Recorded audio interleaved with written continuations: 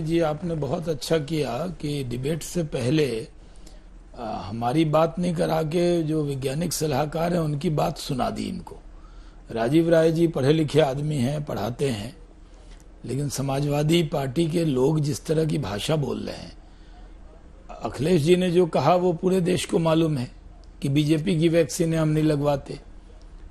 उसके बाद अपने बयान से कुछ भी पलटे। इनके एक एमएलसी हैं, कहने लगे समाजवादियों को खतरा है कि नपुंसक न हो जाएं ये वैक्सीन लगा के।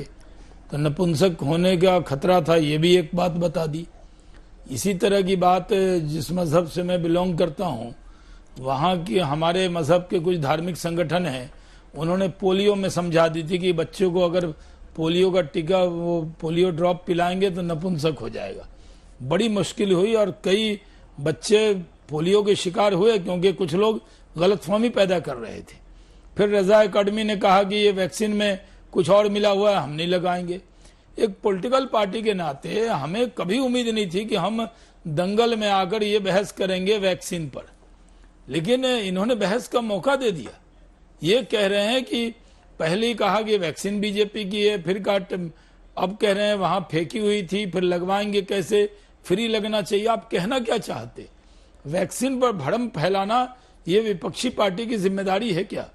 क्या विपक्ष में रहना, हर बात पे विरोध करना, ये कहीं पढ़ लिया है क्या आपने? और समाजवादी पार्टी तो बहुत दिन विरोध में रही है। कांग्रेस पार्टी के नेता किस तरह की बेतुकी बयानबाजी कर रहे हैं। भारत में 2 वैक्सीन बनी, सीरम इंस्टीट्यूट से और भारत बायोटेक से। पूरे दुनिया में कोविड शील्ड और कोवैक्सीन की तारीफ हो रही है और भारत की प्रशंसा हो रही है। आपको बीजेपी से चिढ़ हो रही है या भारत की जो प्रशंसा हुई या भारत के साख दुनिया में बढ़ी उससे दिक्कत है? हम लोगों को इतना दुख होता है कि इस पर तो कोई चर्चा नहीं होनी चाहिए। मैं खुद रोहित जी कोविड पीड़ित रहा हूं, 22 दिन तक एम्स में एडमिट था इलेक्शन के वक्त में ही।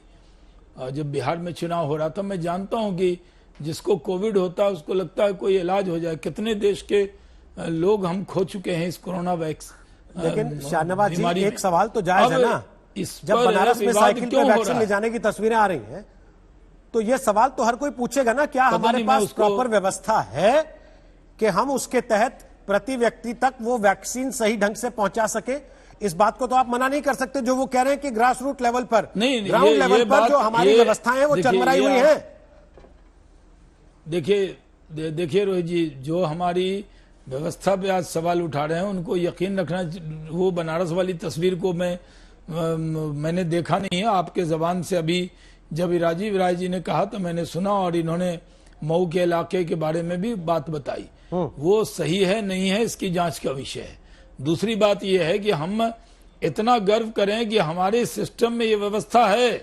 पूरे दुनिया में कोरोना के खिलाफ जो लड़ाई भारत ने लड़ी है उस पर कितने आर्टिकल हैं, राजीव राय जी तो गूगल करके पढ़ ले। भारत की प्रशंसा पूरे दुनिया में हो रहा है। लोग कह रहे हैं भारतीय मॉडल। कोई कहता है कि मोदी ने जिस तरह कोरोना की लड़ाई को मजबूती से लड़ा, अपने अपने देश में लोगों को ताने मिल रहे हैं कि नेता ऐसा होना चाहिए कि इसको 135 करोड़ की आबादी और इतनी बड़ी आबादी को संभालना।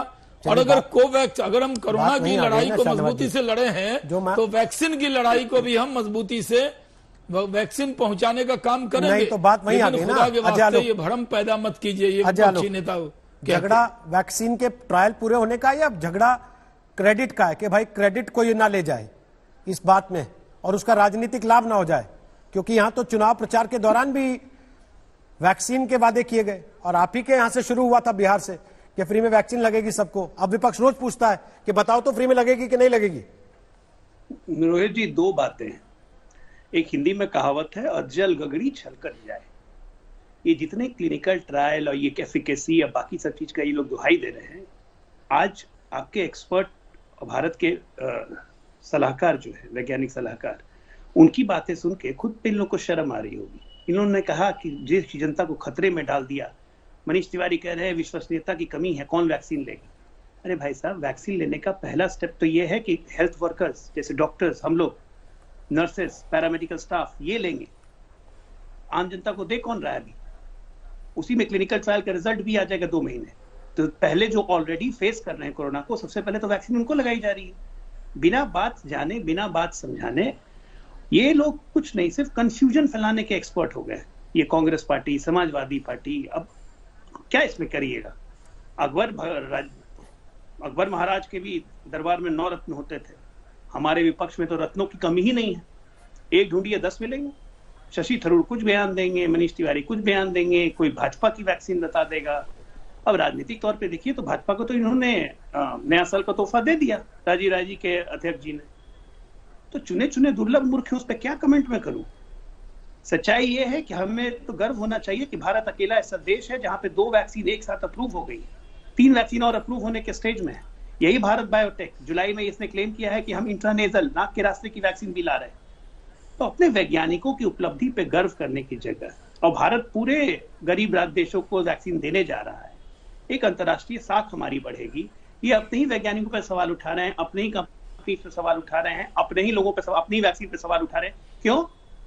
एनडीए और मोदी की वाहवाही क्यों हो रही है? बेसिक बात यहां है, इस चीज में भी हर चीज पे राजनीति करना ठीक नहीं है।